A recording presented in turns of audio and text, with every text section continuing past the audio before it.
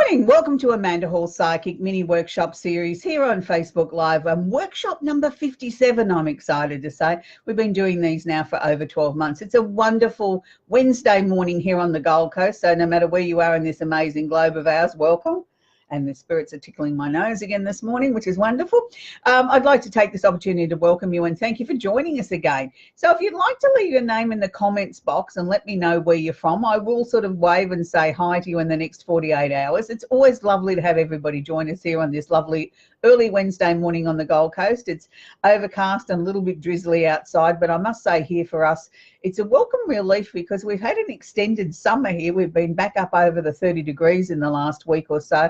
And even though I love summer, it's nice to see sort of the pitter-patter of the rain and the cooling down of things just a little bit. So maybe you might want to share with us what the weather's like in your part of the world, wherever you are. So let's get some T's and C's out of the road before we start. This is a teaching workshop series where I teach you to work with a different psychic subject or with the moon each week. Now, my main objective of this, yes, we work with soy candles that I've designed, but it's also to teach you how that you have the skills within the grasp of your own hands to make changes in your life with little or no effort.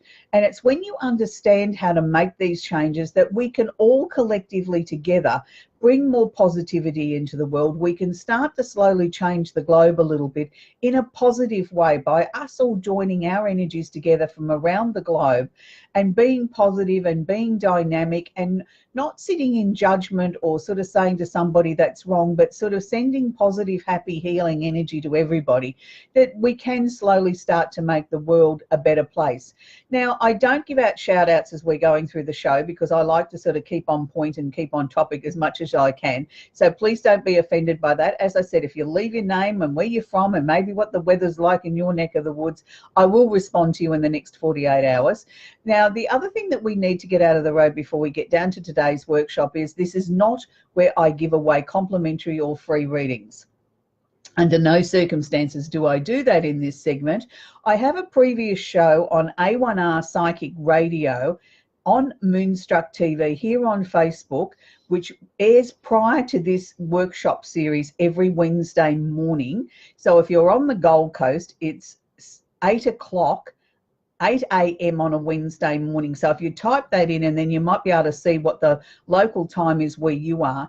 I do 2 complimentary readings on that show, but I don't do it on this. The 2 shows are completely different.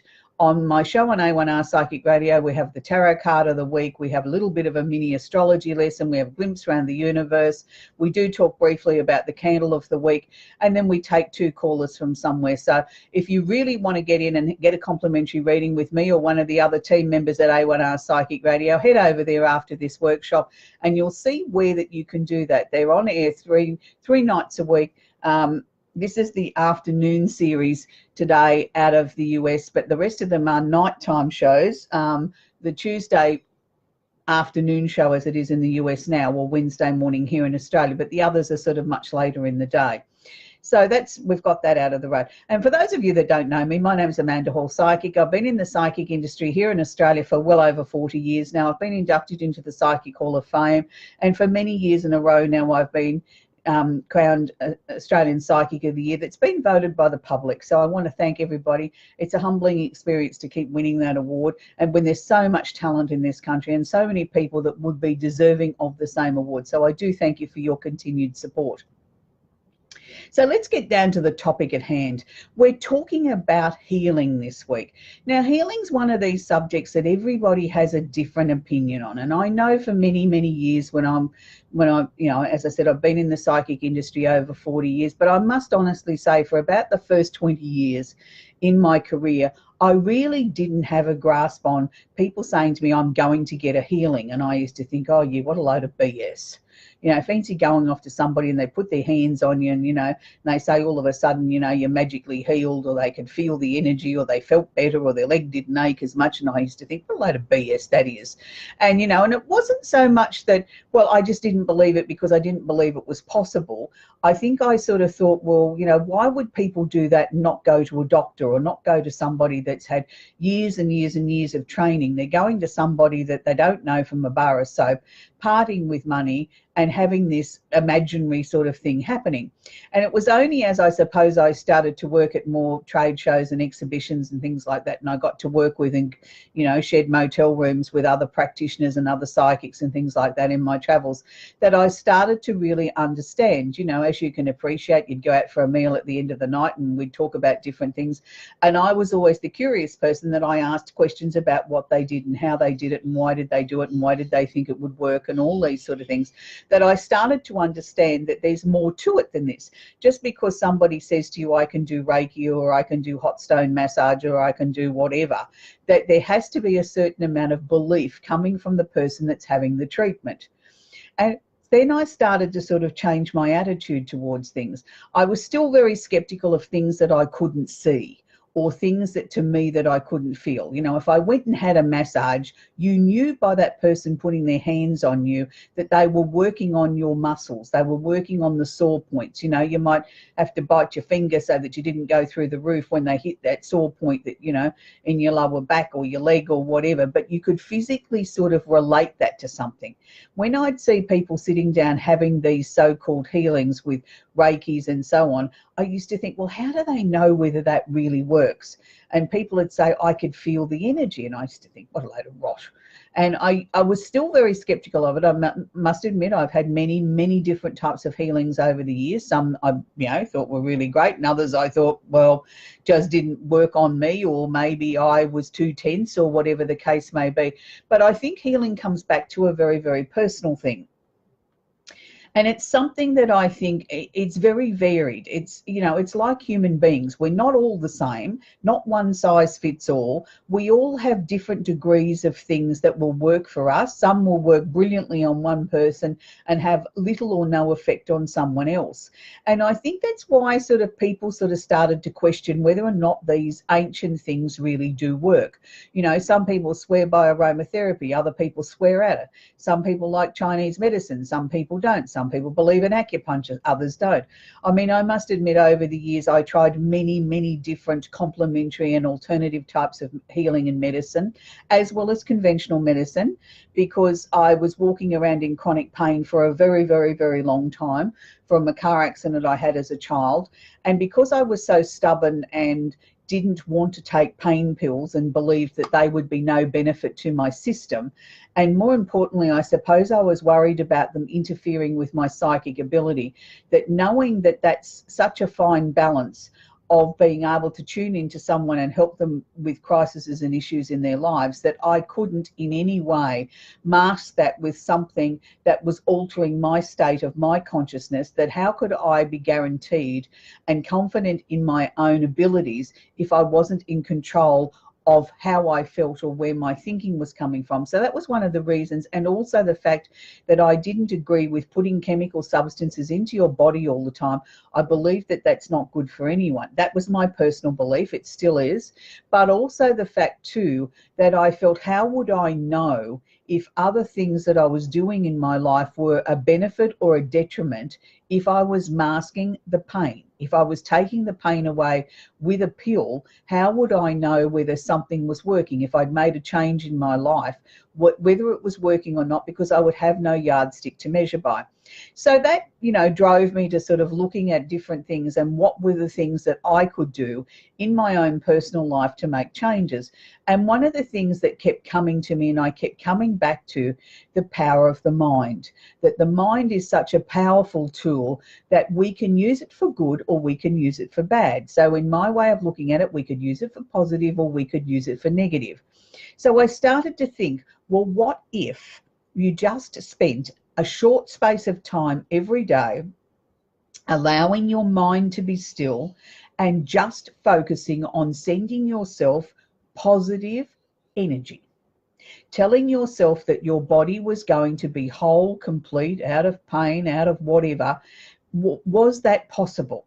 And it was something that I did without telling anybody else. I mean, even when I traveled for many, many years, and I did, working at psychic events and things like that around the country, I think a lot of my roommates at the time thought, oh, well, she's just off doing a little meditation, because everybody had their own practices and their own rituals and things that they did to keep themselves balanced and clear of energy, or whatever the case may be. And some people like to meditate for, a couple of hours a day. I could never sit still long enough to do something like that, and probably could never still my mind for that length of time.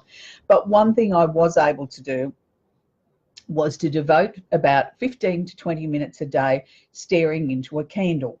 Now, for me, I sort of rationalized that at the time, that I'm a fire sign and I like fire, and, candles are fire. So that was sort of very natural to me, was to sort of sit there and stare into the flame of a candle. When I was a child, I used to sit there and stare into the flame of the open fire in the cooler months of the year. And I always found that very therapeutic. And I found that, I suppose it was the early stages of my psychic ability developing, that I would get ideas and flashes and see things in the fire that no one else could see, and didn't quite understand at the time, just that I liked it. So to me, to sit into a motel room or into an apartment and sit there staring into a candle for 15 or 20 minutes at a time and not wanting to have a conversation with anybody was very therapeutic. But what I was doing, unbeknownst to people that were around me, was, while I was staring into the flame of the candle, I was sending myself positive vibrations. I was sending myself positive energy. I was visualizing myself as being complete and whole and in no pain. And I didn't put any particular label on it. And all as I would sort of do in this process of doing that was ask for guidance. Is there something more that I can be doing? If so, show me the way. And I was literally sending it out to the universe, asking them to bring towards me what was the next step in my process or my journey of trying to heal my body. And it was, a lot of times I got absolutely nothing. And there was times then where I'd get weird things that I didn't understand, or be shown something like a plant that I had no idea what it was. And then somewhere in the next few months or the next few days, that would mean something, or somebody would come up and show me something or tell me about something, or a picture of that plant would appear, and I would then understand and know what the message was in correlation to. So, I took everything that then, if, in the next couple of weeks I met somebody that had a new therapy or a new whatever, I'd sort of, ask questions, and I'd look at it and go away and think about it, and might not act on it straight away. I'd sort of sit with it, and I would try and listen to what my intuition was telling me, whether it was right or wrong for me. Not whether or not they were good at what they were doing, but whether or not it was right or wrong for my body, and whether I would benefit from it. And just because I'm a Sagittarian and I can be quite impulsive, I actually have a rising sign of Taurus, which makes me practical, logical, slow thinking, slow moving. I have to understand things. I have to go away and think about it. I don't just sort of get all enthusiastic from the Sagittarian side, then the Taurian part kicks in and says, no, hang on a minute, let's have a go away and think about this. Let's look at what's actually sort of happening. So I feel sort of very privileged in that way that I was able to do that. And look, I'm not saying that I had miracle cures overnight or anything like that. And I invested a lot of time and money into things that some things worked for a short space of time, some things worked longer, and then some things didn't work at all. But I feel each and every one of those things was a step into my recovery and bringing my body into a state where I can honestly say now, after over 30 odd years of being in pain, I'm no longer in pain. But it was a long process to get to that point. And this is why I want to share this with you, is the fact that then when I decided to make a range of candles over 4 years ago now, that one of the candles at the very top of my list was a healing candle. Now, it wasn't to take away from you going to the doctors or to your medical practitioner or the person that helps you. It was to help you enhance what you could do and how you could focus on trying to help heal yourself in conjunction with your medical practitioners. Nothing, and I stress and I repeat again, nothing should take away from your designated medical regime or practice or, treatments that you're on. This is an added tool. It is not to replace, under any circumstances, legitimate medical procedures or suggested courses of medications or treatments or anything that you need. I think everything comes into a balance. So I designed a healing candle to help us focus on trying to heal ourselves. So obviously I tested this out on myself, and it's something that I use almost every day, and I have done since I designed this candle. And as I said, I worked with candles for many, many years before that. But what I do is I light my healing candle. I spend 15 minutes at a time minimum staring into the flame of the candle. Now during that time I make sure my telephone's turned off. I put myself in a quiet spot in the house where I'm not disturbed. Sometimes that may be laying down, sometimes it's sitting up, sometimes it's standing up. It depends on how I feel on the day. And I spend the time looking into the candle. Now, during that period of time, some would say I'm going into a meditative state. I'm not a big fan of meditation. I find it difficult to do because I've got a very busy, active mind. I find it difficult to still my mind. But I do like to stare into a candle. And that is my form of meditation that I use several times during the day. But for one 15-minute period, I use it as my point of focus of staring into the candle and visualizing my body as being complete, as being whole, as being nothing wrong with it. There's no pain, there's no sickness, there's no stiffness, there's no headache, there's no toe ache, or whatever the case may be, that I am whole. Now, the whole time while I'm staring into the candle, I'm also allowing myself to know that I am safe, to know that I have the ability with my mind, by sending myself positive, loving, healing energy, that I can overcome anything. Now, that's the important thing, is that you have to believe in your mind that you are capable of overcoming anything. Sometimes I write a little list. If I've got a particular thing that's bothering me, I might write a list and read that out aloud and focus on that while I'm burning the candle. But I don't always write a list. 9 times out of 10, I just leave it as I'm focusing on looking at making myself as well as possible. Now, I'm a big believer in nutrition. I'm a big believer in everything in sort of balance. And I'm also a big believer in that we get the answers when the time is right. If we're searching for them, if we're asking for them, if we're sending out to the universe that I want a solution, you will be given the solution if you're able to still your mind long enough and be open to any suggestion that comes to you. Now, look, I could say to you, I tried many different forms of healing, and I have over the years, and I found some things, as I said, worked and some things didn't. But the most important thing I did was I always approached everything with an open mind. I never said, well, that can't work, because if it didn't feel right to me, it didn't mean I didn't explore it a bit more, but I would explore it. I would do my research. I would ask lots of questions. Sometimes I might try it, and then I think, no, that doesn't sit right with me. That's wrong for me. And certain things I found were only meant to be short term. Other things were meant to be longer term. And again, I come back to, I believe in the power of the mind. The power of the mind, I believe, can override a lot of things. I'm not saying it cures everything, but I'm saying it can override a lot of things, that it gives you the determination to keep going on no matter what. And I think that's a very important thing. You know, we talk a lot about, you know, disease being sort of, you know, the storage of energy in our bodies, in our weakest part of our bodies, and it comes out in the body in the form of an illness. And I do firmly believe in that.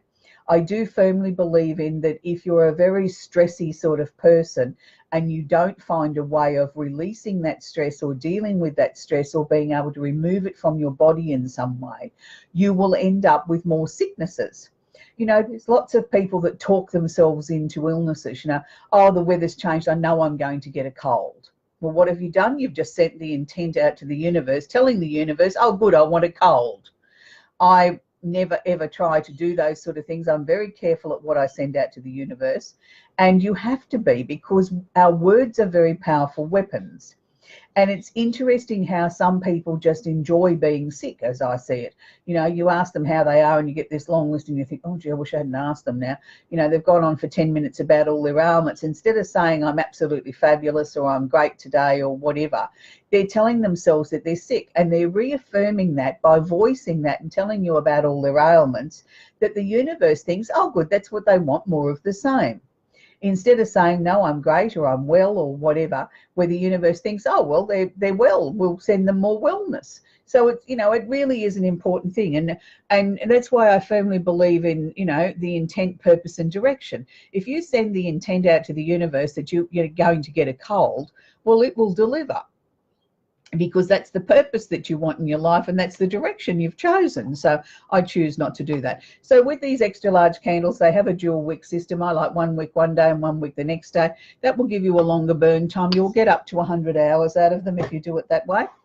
And never put them under a draft, under air conditionings, around children and dogs. Always make sure that you sit with your candle, and particularly, well, you need to sit with your healing candle, but any candle I don't think should be left unattended. It is a flame, it is fire after all. So for those of you that want a smaller version, we have a travel kit. We have 28 candles in the range. You can choose any one of the 28 candles to make up your 3 pack. This week I've designed a pack with just 3 healing candles. These can be taken into small spaces. These are great for bedrooms or if you're traveling, things like that. I quite often use these ones if I'm doing my 15 minutes and I'm doing it as I'm laying down. I'll have it on the bedside table and I focus into the candle that way. These will get about 15 hours each out of the burn time. Now, for those of you that want to enhance what you're doing with your healing, you might say to me, look, Amanda, I've got, really a lot of ailments that I really need to work on. I need an extra boost. Is there something else that I can do? Well, yes, you can pick yourself up a melt warmer at the supermarket or the department store. These retail for around $15 here in Australia. These are electric. You plug them into the electricity little button on the side. I put a couple of teaspoons of healing wax in there and I top it up every day with another 1/2 to 1 teaspoon. That can be going in the background. And then, you've got that subliminalness. Yes, you can spend 15 minutes just staring into the melted wax. Admittedly, it's not as much fun as staring into a candle. But this I find is something that if I'm having a not so great day where I'm feeling a little bit under the weather or one of my health conditions is playing up a little bit, I'll put one of these on and I'll just have this going on subliminally in the background, that I know that I'm getting more healing happening, because it's a conscious and an unconscious thing together, that I'm smelling the fragrance and I'm thinking, yes, my body is starting to mend itself. And it's interesting, quite often if I have people over for coffee or lunch or something like that, and if they're particularly somebody that does a little bit of whinging about their ailments or says to me that, they're always a negative Nelly or whatever, I'll quite often have this fragrance going in my oil burner, my melt warmer in the background. And they just think it's a lovely fragrant candle, something going in the melt warmer. They don't realize that it has a purpose and a direction. So look, I'm not saying that, this will magically cure you. What I'm saying is every little bit helps. And I do believe in the power of positive thinking. People that have a positive attitude can overcome many things. And we've seen many things in the media about many famous people that have had battles with, terminal illnesses and things like that have gone on for years and years and years and years because of the changes that they've made in their lifestyle, their diet. But I think more importantly, their attitude from their mind is the fact that this is not going to beat them. They don't allow themselves to go into a negative state. They look at it as a challenge in a positive sort of way, that this is, it's like climbing Mount Everest. They want to get to the top of the mountain and receive the accolades for what they have actually sort of done. So I hope you've enjoyed what we've been talking about with the healing candle this week. For those of you that might want to purchase a healing candle, you can go to my website, www.amandahallpsychic.com.au. We have a free newsletter service there. If you want to join our free newsletter, you can join up and we will send you a free complimentary astrology chart for you, emailed anywhere in the world. We also offer a discount for watching our our mini weekly workshop series. So if you type in the coupon box at the checkout, Facebook in capital letters, you will get a discount. We do offer free postage here in Australia, and for our overseas family, we have a flat postage fee, which I'm pleased to say has been reduced by nearly 40% in the last couple of months, as we did a new deal with a new postal contractor, so we were able to pass the savings on to you guys. So it doesn't matter how much you purchase, it's a flat fee anywhere in the world. So until next week, I hope you have an absolutely great week and you start sort of learning how to work on yourself and start healing yourself in the most positive of ways. Next week, we'll be talking about the new moon in Aries. Until next week, have a great bye for now.